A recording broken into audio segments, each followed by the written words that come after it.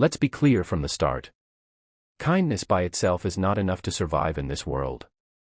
If you think being a good person is enough to achieve success, you're living in a fantasy, and the worst part is that you know it, even though you refuse to accept it. How many times have you felt like others are walking all over you? How many times have you done the right thing, and, instead of receiving recognition, you've been ignored or, even worse, used? You've been taught that being good is enough, that honesty and nobility are rewarded. But the reality is different.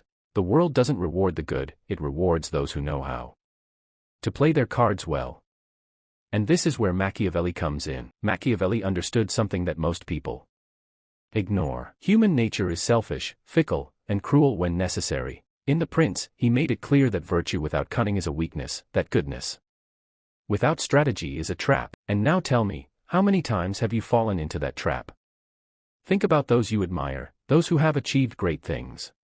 Do you think they got there only with good intentions? No. They got there because they knew how to move in the shadows when necessary, because they understood that morality is not an obstacle, but a tool. Knowing when to show it and when to hide it is the difference between being a player and being a pawn.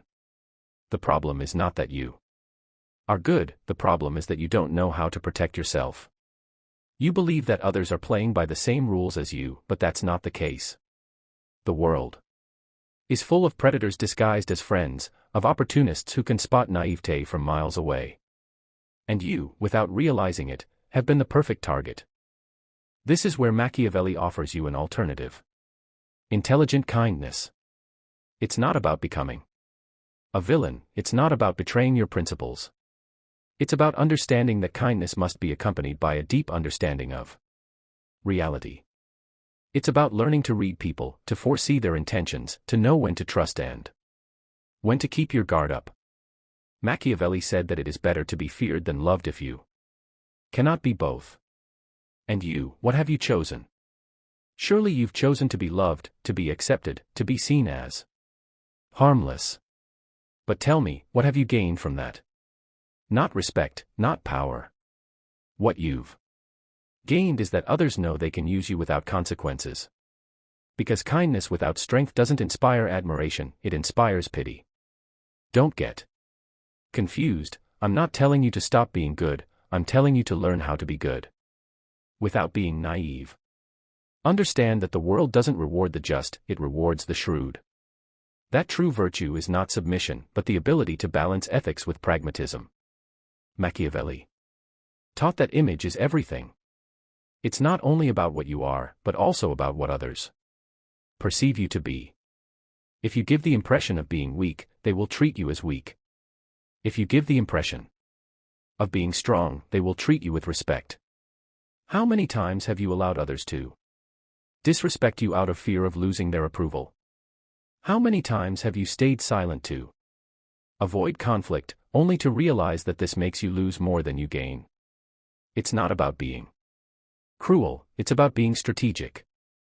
The key is knowing when to act, when to speak, when to retreat, and when to attack. Kindness is an advantage when used correctly, but if you let it go unchecked, it becomes your worst enemy. The mistake of many good people is thinking that the world values purity of heart. It doesn't. The world values power, security, the ability to make tough decisions. Kindness is only respected when it's accompanied by authority. If you don't have power, your kindness is irrelevant. Machiavelli would tell you not to be a lamb in a world of wolves, not to let your morality turn you into a slave. True virtue is not submission. It's intelligence. It's not about passively adapting, but about shaping the environment to your favor. Think about it.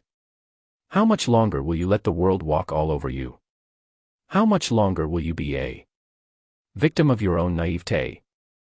I'm not telling you to stop being good, I'm telling you to start being good in a way that benefits you. Learn to move in the shadows when necessary. Know when to smile and when to show your teeth. Because the world isn't fair, but you can learn to play by its rules and still remain true to yourself. Machiavelli didn't write The Prince to teach you to be evil, he wrote it to teach you how to survive. And now tell me, are you going to keep living in the illusion that kindness is enough?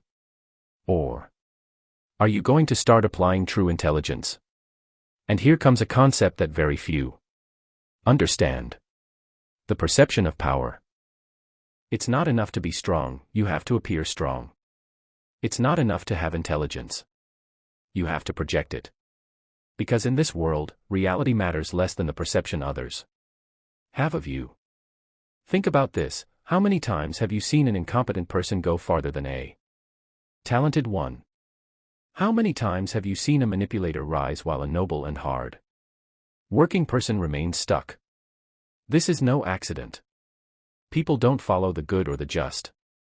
They follow the one who seems to be in control.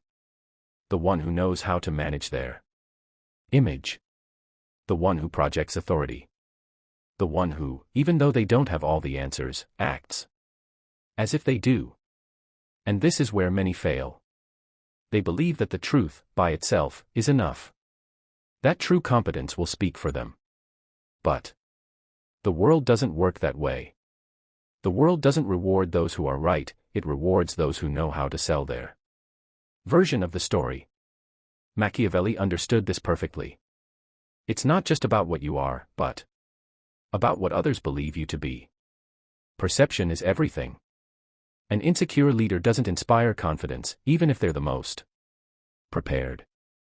A worker who doesn't know how to make themselves noticed will never be promoted, even if they're the best. A man or woman who doesn't project value will never be desired, even if they have a lot to offer.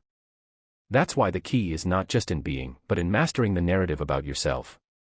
Learning to control your image, to create the right impression in every situation.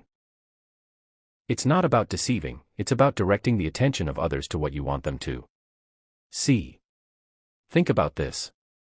In any social interaction, people don't perceive reality as it is.